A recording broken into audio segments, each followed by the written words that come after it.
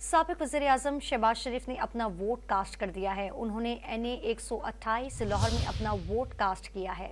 आपको अपडेट कर रहे हैं कि साबिक वज़ीर-ए-आज़म शहबाज शरीफ ने अपना वोट जो है वो कास्ट कर दिया है। उन्होंने NA 128 लाहौर में अपना वोट कास्ट कर दिया है। आपको अपडेट करें इस हवाले से कि शहबाज शरीफ ने NA 128 लाहौर में अपना वोट कास्ट कर दिया है और शहबाज शरीफ ने कहा है कि मेहनत करें और पाकिस्तान की खिदमत करें। उन्होंने मजीद कहा कि अवाम के हाथ में है कि पाकिस्तान की तकदीर को बदल लें और आज जो होगा वो इंशाल्लाह सबके हक में फ़ैसला होगा।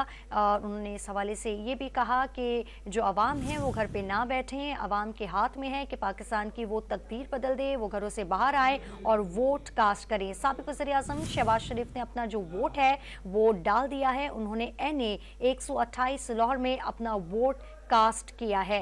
आपको अपडेट करें इस हवाले से कि साबिक वज़ीर-ए-आज़म शहबाज शरीफ हैं जिन्होंने अपना वोट जो है वो कास्ट कर दिया है। उन्होंने NA 128 लाहौर में अपना वोट कास्ट किया है। पाकिस्तान की तारीख के सबसे बड़े और 12वें आम इंतखाबात के लिए आज जो पोलिंग है उसका जो सिलसिला है वो शुरू हो चुका है। कौमी और चारों सूबाई असम्बलियों की 856 नशस्तों पर तारीख के सबसे ज्यादा 17,816 उम्मीदवार हैं।